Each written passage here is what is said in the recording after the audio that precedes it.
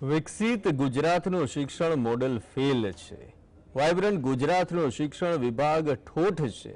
ગુણવત્તાસભર શિક્ષણ આપવાના સરકારના દાવાઓની પોલ ખોલતા દ્રશ્યો જામનગર જિલ્લામાં સામે આવ્યા, જ્યાં આખે શાળા શિક્ષક વિના જાણે ભગવાન ભરોસે જ ચાલી રહી છે। ભણશે ગુજરાત, આગળ વધશે ગુજરાત। સ્માર્ટ ક્લાસ અને ગુણવત્તાસભર શિક્ષણના દાવાઓની પોલ ખોલતા દ્રશ્યો જામનગર જિલ્લામાંથી સામે આવ્યા, જ્યાં આખી શાળા ભગવાન ભરોસે ચાલી રહી છે। શિક્ષણનું ગુજરાત મોડલ, શિક્ષણ વગર ચાલતી શાળા, ભૂલકાઓના ભવિષ્ય પર જોખમ। બધા અને અમારા બાળકો આ પ્રાઇવેટ શાળામાં ભણી શકે એમ નથી, એટલે આ સરકારી શાળામાં ભણે છે। આ શાળાની સ્થાપના ઈસવીસન 1967માં થઈ, ત્યારથી આ શાળા રાબેતા મુજબ ચાલતી, પણ છેલ્લા 5 વર્ષથી આ શિક્ષકોનો પ્રોબ્લેમ મોટો થયો છે અને છેલ્લા 2 મહિનાથી આ કોઈ શિક્ષક છે નહીં। આ છે ધ્રોલની વાડી શાળા નંબર 2, જ્યાં છેલ્લા 3 મહિનાથી એક પણ શિક્ષક નથી। શાળામાં 58 વિદ્યાર્થીઓ અભ્યાસ કરે છે, પરંતુ કાયમી શિક્ષકની નિમણૂક હજુ નથી થઈ।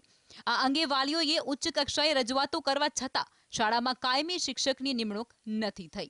આ વિસ્તારમાં મોટા ભાગના લોકો મજૂરી કરે છે, તેઓ બાળકોને ખાનગી શાળામાં મૂકી શકે તેવી તેમની સ્થિતિ જ નથી, પરંતુ કમનસીબી એ છે કે સરકાર સરકારી શાળાને બંધ કરવા બેઠી હોય તેવું લાગી રહ્યું છે।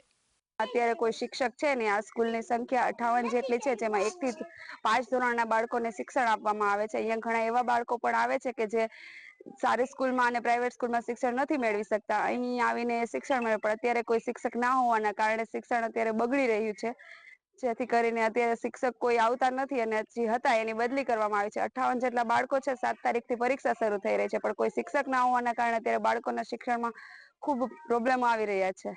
ભૂલકાઓનો અભ્યાસ ન બગડે તે માટે શાળાના પૂર્વ વિદ્યાર્થીઓ અહીં સેવા આપવા આવે છે।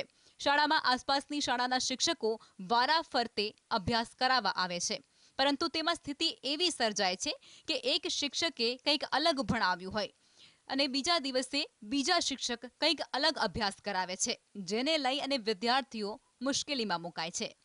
2-3 મહિનાથી આ સ્કૂલમાં એક પણ શિક્ષક નથી। કાલે અમે જિલ્લા વિકાસ અધિકારીને, જિલ્લા શિક્ષણ અધિકારીને બધાને રજૂઆત કરી અને બધા અધિકારીઓ પ્રજાના પ્રશ્નોનો હલ કરવાના જગ્યાએ પ્રજાને, અભણ અને ગરીબ પ્રજા છે, આ પ્રજાને નિયમો જ બતાવ્યા રાખે છે। અધિકારીઓની અણઆવડતના હિસાબે આ સ્કૂલને ગમે ત્યારે તાળા લાગી જાય તેવા સંજોગો છે। શાળામાં શિક્ષકોની ઘટ છે, પણ તંત્ર સ્વીકારવા જ તૈયાર નથી।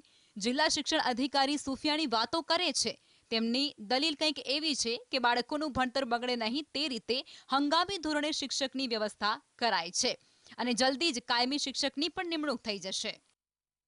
શિક્ષકોની ત્યાં બદલી નથી થયેલી, ત્યાં રિલીવર શિક્ષક જે છે એને આપણે મૂકેલા છે અને એ શિક્ષક ત્યાં રેગ્યુલરલી અધ્યાપન કાર્ય કરાવે છે। કોઈ પણ શાળામાં જ્યારે આવી રીતે બનતું હોય છે ત્યારે એ જ પે સેન્ટરની જે પણ અન્ય શાળાઓ હોય ત્યાંથી એક નિયમિત શિક્ષકને ત્યાં મૂકવામાં આવે છે।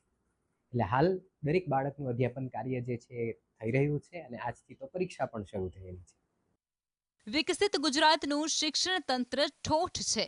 શિક્ષણ વિભાગની ઢીલી નીતિને કારણે નાના બાળકોના ભવિષ્ય અધ્ધરતાલ છે। જો આ સરકારી શાળા બંધ થશે તો વિદ્યાર્થીઓ શિક્ષણને અધવચ્ચે છોડવા મજબૂર બનશે અને આ માટે સંપૂર્ણપણે ગુજરાતનું શિક્ષણ વિભાગ જવાબદાર રહેશે। અર્જુન પંડ્યા, GSTV, જામનગર।